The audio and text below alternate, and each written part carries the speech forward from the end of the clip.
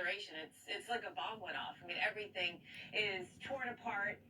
This is a home right behind me here in Rolling Fork, and that looks like that's a floor. Originally, I thought that might have been a roof when I was standing on the other side, but that's a hardwood floor. And then it looks like perhaps there's a crawl space underneath, and then there's another floor on the other side of the fireplace. But everything's been shifted, and there's no roof, and there's no walls.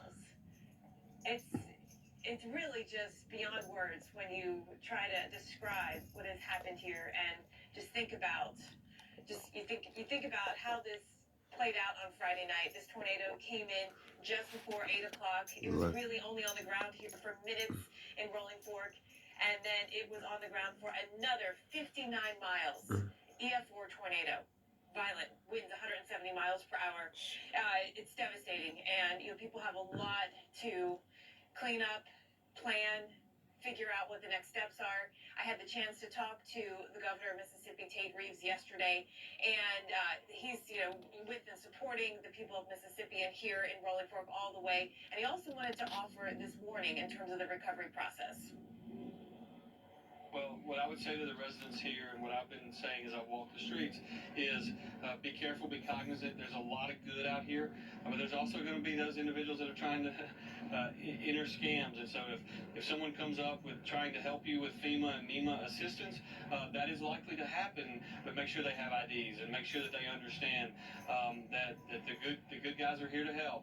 But there may be some bad guys situated through it as well. And so just be careful. And the other thing I just want people here to know, and this is what I've said to countless folks, is we are here for the long haul. Eventually the cameras will leave. Eventually some of these volunteers will leave. But we are here for the long haul to help them rebuild their community. And I think it's why it's so important that the governor and then our federal officials as well show up on days like today just to provide that sense of hope for people throughout Mississippi. Yeah. And just to show you more of the power of this storm, I mean, it's like all the cars that were affected were all picked up and moved and probably tumbled about in the air. Big trees.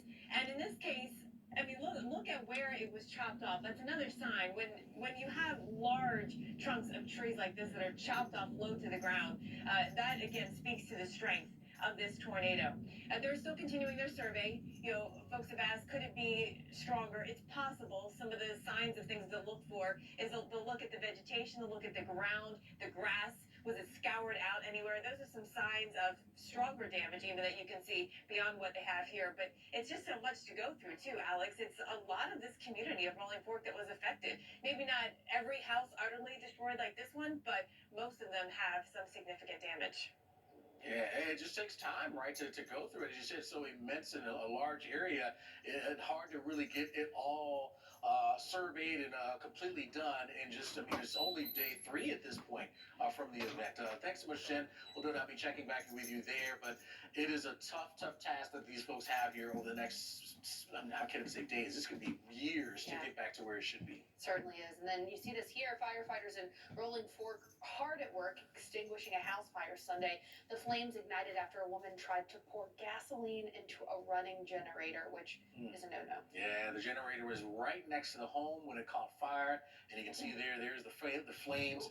A home there that certainly sustained some damage there from the storm, where you see the blue tarps on the roof trying to cover up some of the holes that were in the roof. But yeah, unfortunately, that generator catching fire and the home catching fire as well. Yeah, generator safety is such a big part of this, because as you can see, it can take a bad situation and make it so much worse. Well, the month of March certainly has been filled with some of the severe storms.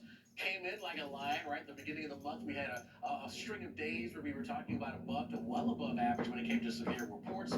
A break for a week, but then we reinvigorated the storms on the 16th, and then, of course, this late week, last week, into the weekend, we had a number of storms to have to contend with here again. Damaging winds, the tornadoes, we had hailstones as well. We had a number of big hailstones as well. So it was another very tough weekend for folks across the southern tier. Of course, we had round after round of severe storms with tornadoes included, of course, large, destructive, deadly tornadoes. So, it's already bad when you go through one round, but then when you have to keep your eye on that radar and wonder what's going to happen with this next round, it's that much worse. Yeah, overall, 14 tornadoes being confirmed. Of course, it was the EF4 preliminary rating there of the one there in Mississippi, but we had 2 EF3s, 3 EF2s, and 7 EF1 tornadoes. I'm your overly competitive brother.